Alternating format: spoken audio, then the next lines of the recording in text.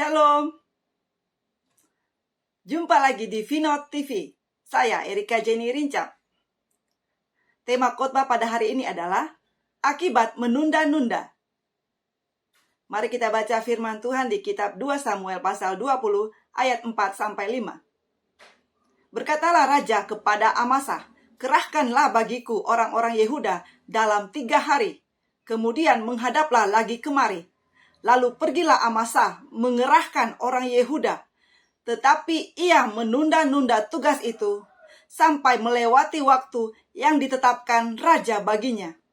Amasa adalah orang yang memiliki hubungan darah dengan Raja Daud.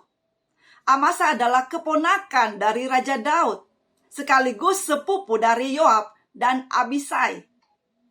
Raja Daud memilih Amasa untuk menggantikan posisi Yoab sebagai panglima tentara. Ia diberikan tugas khusus oleh Raja Daud untuk menangkap Sheba bin Bikri yang telah memberontak melawan Raja Daud. Amasa diberikan waktu selama 3 hari oleh Raja Daud untuk mengejar dan menangkap Sheba. Namun sayang sekali, dalam melakukan tugas tersebut, Amasa menunda-nunda tugas itu. Ini poin yang harus kita perhatikan. Sangat disayangkan, setelah diberikan kepercayaan besar oleh Raja Daud, Amasa tidak menggunakan kepercayaan tersebut dengan sebaik-baiknya. Ia menunda-nunda tugas itu. Meskipun ia masih ada hubungan darah dengan Raja Daud, namun posisi saat itu Raja Daud adalah penguasa yang memiliki kuasa atas rakyatnya. Ia bisa memutuskan hidup dan mati seseorang karena kekuasaan yang ia miliki. Akibatnya, kalau kita baca di ayat yang ke-10, Amasa mati ditikam oleh Yoab. Sungguh malang nasib Amasa.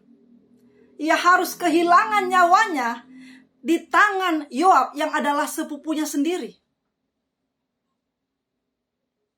Ia mati karena ia melalaikan perintah Raja Daud. Ia menunda-nunda tugas yang dipercayakan kepadanya. Itu raja dunia. Bagaimana dengan raja atas segala raja? Bagaimana sikap kita terhadap perintah Tuhan? Jangan kita merasa sudah dekat dengan Tuhan, sudah sering melayani Tuhan, sudah cukup rohani sehingga kita dengan mudah menganggap menunda-nunda adalah hal yang biasa, adalah hal yang tidak terlalu beresiko. Jangan pernah kita berpikir menunda-nunda itu adalah hal yang sepele di mata Tuhan. Saya memiliki seorang teman. Ia pelayan Tuhan. Ia berkata kepada saya suatu hari, Tuhan menyuruhnya untuk mendoakan seseorang di rumah sakit. Namun karena sudah hampir malam, ia berpikir lebih baik ia mendoakan orang tersebut keesokan harinya saat ia sudah pulang dari kantor. Namun keesokan harinya, baru saja ia berangkat menuju kantor, ia mendengar kabar bahwa orang yang akan ia doakan sudah meninggal dunia. Ia menjadi sangat menyesal. Ia merasa sangat bersalah. Namun apa mau dikata, nasi sudah menjadi bubur. Penyesalan pun tiada gunanya. Saya juga mengenal seorang hamba Tuhan. Ia mengatakan kepada saya, suatu hari kerabatnya menghubunginya untuk minta agar ia segera dibaptis. Karena ia belum percaya kepada Tuhan Yesus. Ia ingin agar ia dibaptis, agar ia bisa selamat seperti yang ia baca di Alkitab. Tentu saja hamba Tuhan ini sangat gembira karena kerabatnya yang awalnya tidak percaya kepada Tuhan Yesus mau percaya kepada Yesus dan mau dibaptis. Tetapi karena ia begitu banyak tugas-tugas dan pekerjaan, ia tidak sempat datang ke rumah kerabatnya tersebut. Bahkan lewat sebulan, ia belum juga bisa datang untuk membaptis kerabatnya tersebut. Hingga suatu hari ia mendengar kabar kerabatnya itu sudah meninggal dunia. Ia menjadi sangat menyesal. Ia bahkan menangis. Ia merasa sangat bersalah karena ia tahu satu jiwa berharga di mata Tuhan.